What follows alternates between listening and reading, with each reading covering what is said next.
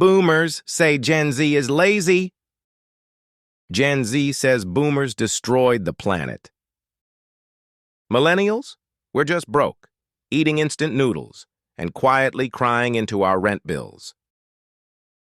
But here's the plot twist. Every generation in history has said, the kids these days are ruining everything. Even Socrates, the Greek philosopher guy, complained about youth.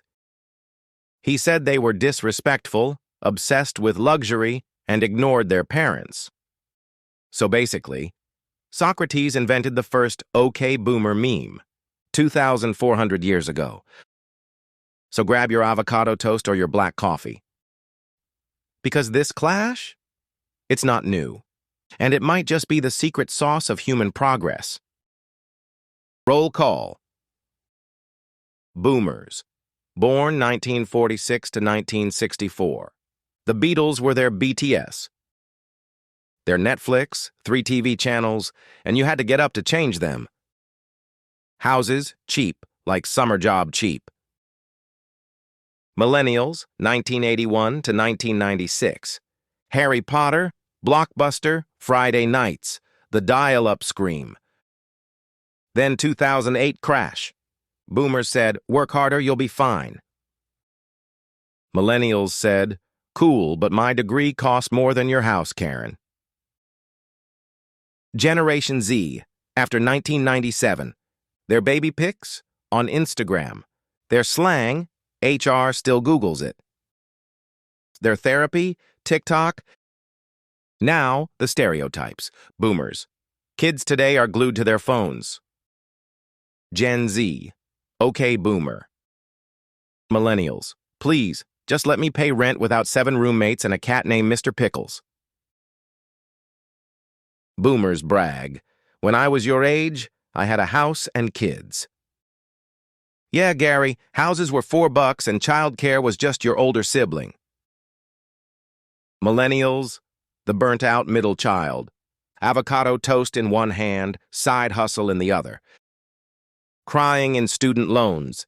Still ordering Starbucks like it's cheaper than therapy. Gen Z, walking contradictions. Mental health talks, then TikTok until 4 a.m. Eco-warriors. But Shane Halls every Friday. See, the roast is funny, but true. Boomers had stability, millennials had chaos. Generation Z had Wi-Fi. That's why boomers yell, millennials sigh, and Gen Z makes memes about both. Chaos is the point. All right, let's talk about why generations clash so hard. Number 1, money. In the 1970s, one paycheck could cover dinner out, the bills, and maybe even a vacation.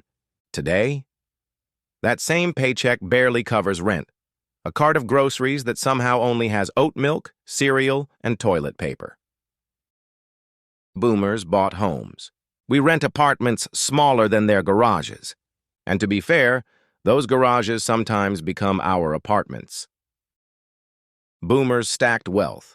Gen Z stacks side hustles. Millennials stack anxiety meds and iced lattes. Number 2, tech. Boomers had rotary phones. You dialed wrong once, start all over again. Gen Z is FaceTiming their cats in 4K with filters. Cats today have better internet presence than most boomers do. And honestly, some have better LinkedIn profiles too. Number 3, psychology. There's this thing called fundamental attribution error. Sounds smart, right? But it just means we assume the worst about everyone else. Boomers see Gen Z procrastinating and say, lazy. Gen Z sees boomers double-clicking Chrome and says, fossil. The truth? We're all just trying to survive different timelines. Fun fact, time. Everyone says goldfish have a 3-second memory. Total myth. Goldfish can actually remember things for months, which is still longer than I remember my New Year's resolutions or my Duolingo streak. So yeah, goldfish might be more consistent than most of us. Back to the clash. Boomers worked 9 to 5. Millennials turned 9 to 5 into 9 to 9 with hustle culture. Gen Z, 5 side hustles, and live streamed on Twitch. Boomers.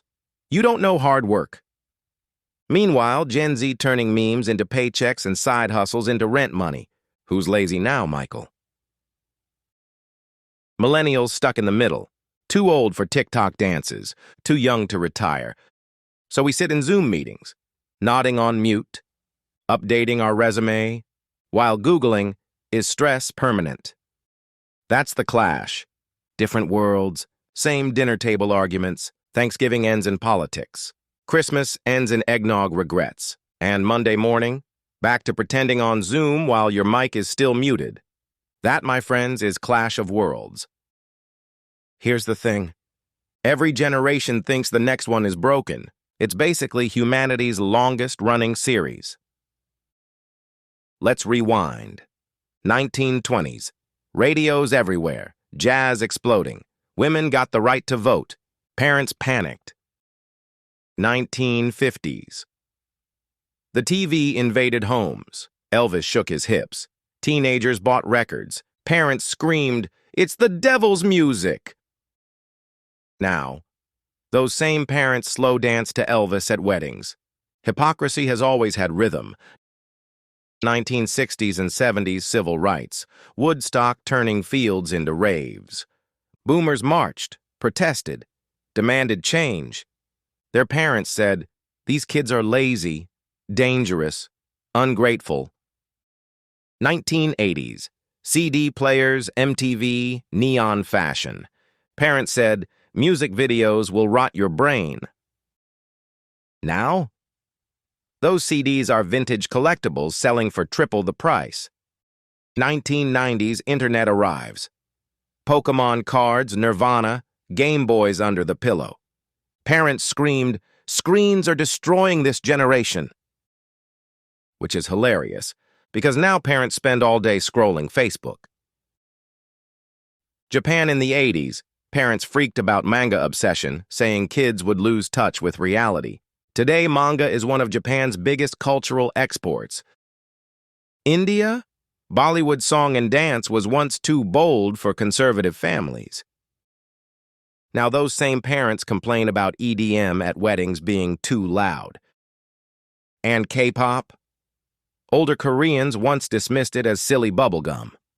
Now it's a global empire filling stadiums. Here's the psychology behind it. It's called the reminiscence bump. We remember our youth as the golden age. So when new things appear, new music, new fashion, new tech, we compare it to our past and think, wow, kids are worse now. Let's get real. Generational beef? It's not just family drama. It decides politics, work, and even whether the next generation inherits beaches or plastic oceans. Here's where it gets wild. Science says this clash is baked into our brains. Older minds crave stability. Younger ones crave novelty. That's why your dad rewatches the same war movie while you binge Squid Game and One Piece in one weekend. Civil rights, women's rights, tech revolutions. None of them happened without a generational tug of war. So yeah, Netflix binges, rage quits, podcasts, music festivals, uncle rants. They're not just noise, they're the fuel. So, Gen Clash, it's not a glitch, it's the upgrade. So will Boomers and Gen Z ever actually agree? Nope. But here's the kicker. That tension, it's what pushes things forward. So here's my question for you. Which generational upgrade do you actually vibe with? Suits or hoodies, gas cars or EVs, bottling it up or therapy? Drop it in the comments. I'll roast the best answers in the next video. And if you want more weird, funny, hard-hitting takes like this, hit subscribe before YouTube changes the algorithm again.